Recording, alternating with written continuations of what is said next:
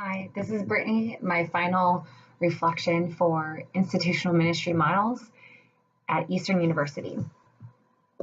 So I'm going to be slightly different in my approach with this reflection, and I hope that I can explain myself further.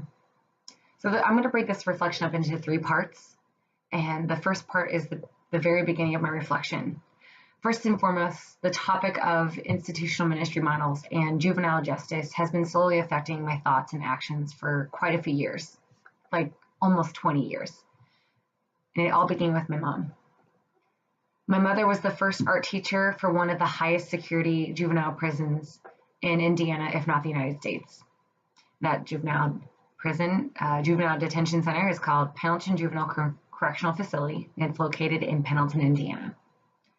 This place was the last stop for juvenile offenders, even acting as a prison for some depending on the offense. When my mom worked at Pendleton, starting from when I was in fifth grade in the year 2000, I found I would start thinking these young boys were just being dumb. I mean, why are you in a jail or a detention center when you could be like me and be in a middle school or a high school? Why were you being an idiot for breaking the law?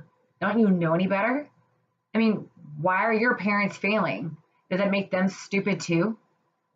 Why should I care about the boys when they messed up their lives, when they had the chance to do the right thing, no matter the reason or the cost, even if that cost meant them being killed?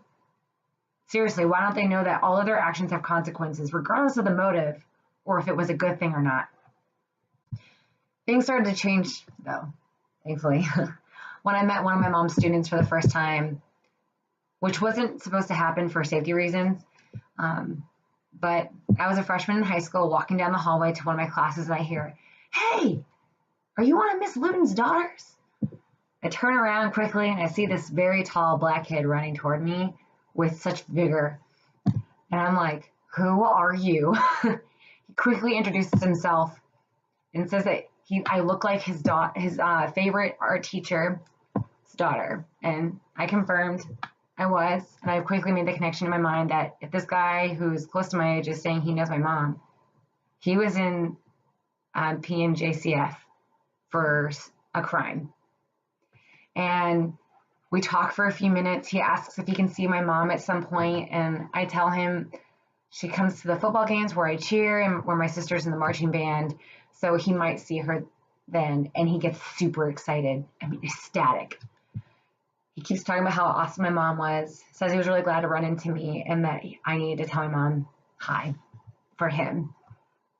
And then we leave. We split and go on our way to classes. And that was it. He, at one point, did slam a kid into a locker trying to defend me because he thought a guy was threatening me. And I had to confirm that the guy wasn't a threat and say, "Dude, we're good. We're good." No way. The kid apologized and said he was just trying to protect me because my mom always had his back while he was in the detention center. He finally did see my mom at a football game and would brag about it to all of his friends and go, "Hey, you know that teacher? You know that teacher I was talking to you about? That's her daughter, and I got to see her last Friday at the game." He did end up going back to Pendleton because he reoffended. He broke probation in some way or another. But that interaction made me realize something, that this stupid kid who broke the law when he should have known better was just a normal kid, just like me. He was in school with me and everything else, and it was fine. He wasn't ashamed to say why he went to juvie, but he also stated he had learned his lesson. I don't know what he went back for. I'm not allowed to know, but he was a kid just like me. So the second part is the injustice in the fault of class. And this was when I was in a social work major at my university for undergrad. And we're fast forwarding to my senior year in 2012, around March, actually. There was a social work conference in downtown where a lot of social workers in town will rally and talk about issues that we want to have happen in the state in the courthouses. And afterward, my entire class went to the mall to eat lunch. And afterward, we're all leaving and going to our cars by the parking garage. And a teenage boy who happened to be black asked me for money. I felt compelled and gave him $20. And I was like, where are you from? What's your name? And why are you here? Asking for money. And so he told me he just gotten out of juvie about 2 weeks beforehand. But when he was released, he was given a bus ticket to Chicago, Illinois, where he was from. And upon arrival, he found that his family was nowhere to be found. He couldn't locate his mom and dad, or he didn't want to go back to the friends and gang that got him in juvie in the first place. So he scrounged up some money and got a ticket back to Indianapolis, hoping that he could have a fresh start. He was 16 years old, and he was from, you guessed it, Pendleton Juvenile Correctional Facility, where my mom worked. I got his name. I gave him information to a shelter because that's all I could do. And I called my mom after I got in the car, and I gave her his name and where he was dropped off at, where he was located and everything. And it came down to the reason he was in the situation he was in was that because a discharge counselor didn't research enough, didn't care to look into enough for it, and didn't prepare him enough to leave the juvie to be put into a safe situation where he could grow and improve his life and become a better citizen for the United States of America. And instead, he became homeless and was hungry. And all because he was trying to do the right thing, which was stay out of trouble. Something wasn't right, and I had to figure out how to become a solution because this was horrible and completely not okay. Because seeing a boy become homeless for no fault of his own was despicable. So we fast forward to today. It's March of 2018, and the first question I'm going to answer is, where is God in all this? And in short, I'm going to say he's not. God isn't in incarceration. And let me explain why. So first and foremost, the intended beginning of creation was that all humans were going to remain with God in the Garden of Eden, but then Satan had other plans, which is documented briefly in Genesis 1-3. Secondly, sin entered the line of creation and created destruction. Destruction can be in any and all forms of life, devaluing life to its core. Now, this is where I recant on my statement that God is not in the juvenile incarceration system and that he's not there. However, God is when we redeem. God redeems because he values all of his creation. And the first verse I'm going to bring forward to help demonstrate that is Genesis 4:13-15. So Cain just murdered Abel because he was jealous about being honored by God more in his crops versus lamb and all this stuff, and got jealous and decided to murder his brother. God got mad, tried to call him out on it, and said, hey, dude, where's your brother? Oh, I'm not supposed to be watching out for him. That's not my job. No, it was your job. You murdered him. You're going to have to face the consequences of your actions.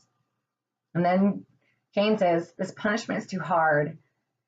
You're making me leave my home and live far from you. I will have to wander about without a home, and just anyone could kill me. I mean, I don't know. Everyone's mad that you killed a really nice guy for no reason. You piece of crap. And then God says, no. Anyone who kills you will be punished 7 times worse than what I'm punishing you, because God make him to be banished from you for the rest of his family and the land he grew up in for the rest of his life, because he killed his brother. So the Lord put a mark on Cain to warn everyone not to kill him. But Cain had to go far from the Lord and live in the land of wandering, which is east of Eden, whatever that means. However, this points out that God made a mark on Cain to show that he valued his life and loved him, even though he messed up. God still had value in Cain, even though he caused destruction and pain in order to have power.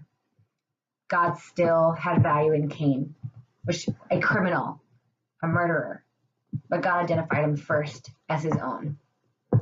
And another verse that comes to mind is Isaiah 49:16. And I'm going to read the verses 12 through 16 to give a better picture of what's going on. But I want you to really pay attention to how that can relate to Genesis 4:13 through 15. I'll flip over. Tell the heavens and the earth to celebrate and sing. Command every mountain to join in the song. The Lord's people have suffered, but he has shown mercy and given them comfort. The people of Zion said, the Lord has turned away and forgotten us. Right? The Lord answered, could a mother forget a child who nurses from her breasts? Could she fail to love an infant who came from her own body? Even if a mother could forget, I will never forget you. A picture of your city is drawn in my hands. You are always in my thoughts. Other versions will say that God branded or tattooed his hands with the people and the nations that he loves. So it would say Brittany on it, or Joe, or Elizabeth, or whatever name you can think of.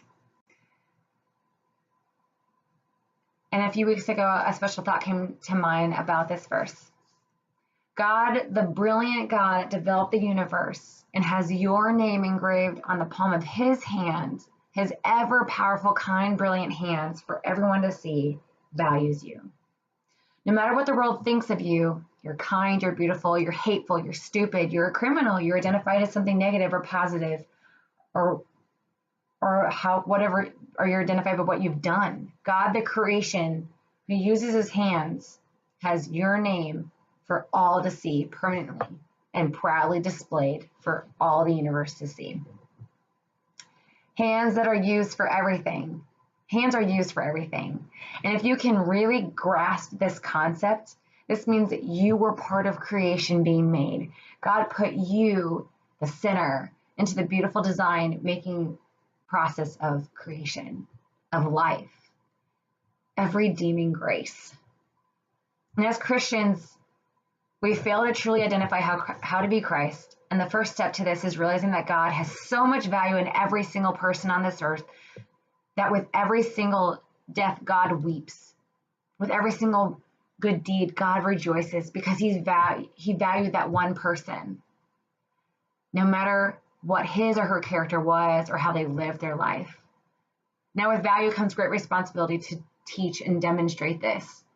And that can be brought up throughout the entire book by Scott Larson, talking about redeeming the families and bringing in, recreating the family values and breaking the cycle of destruction in those homes, or reconciling with sins and wrongs and emotions and mental disorders and everything else, or the entire caste system in the United States. It's all brought down to the fact that we don't value life. And today in the United States, there were marches and rallies all across for the March for Dimes against gun violence. People are angry at the men who have caused death by devaluing the lives of the people that they took. And then at the same time, there's people defending the decisions behind how these murders happened in the first place.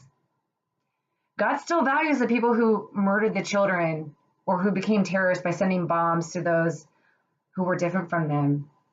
But as Christians, we are failing those people because we fail to teach how much God values them and the people who are so uniquely, amazingly made to be different from them and to be valued just as much by the same creator that loves them. And we fail these teenagers who turn into adults who fail their children. And we have this cycle of terrible destruction. And maybe if Christians can learn to value people and especially children, and teaching every single child that every single child and adult is valued and loved, regardless of what they've done or what the decisions they've made or how they even think. Just maybe we can start a cycle of creating a new pattern of valuing life. And that could start recreating the justice system, and especially the juvenile justice system. And maybe just saying, hey, you are because we forgot about you. or saying, hey, we messed up as a society on teaching you to feel loved and valued and cared for. And as a society, we're going to change. And that can start with the Christians going into the juvenile centers. But actually, it starts with entering into the homes lovingly of everyone around you and valuing all life. That's my summary of this project. And I hope it's just the beginning of what I've been thinking about with juvenile justice. I could go on forever in talking about theories and why things are wrong or right, but coming from a white perspective, I can say 100% that white people, I can say, coming from my perspective of being raised in a Christian home that is trying to value everybody else. There's not enough being taught and empowered in the Christian church to value all life, regardless of what people have done. Regardless.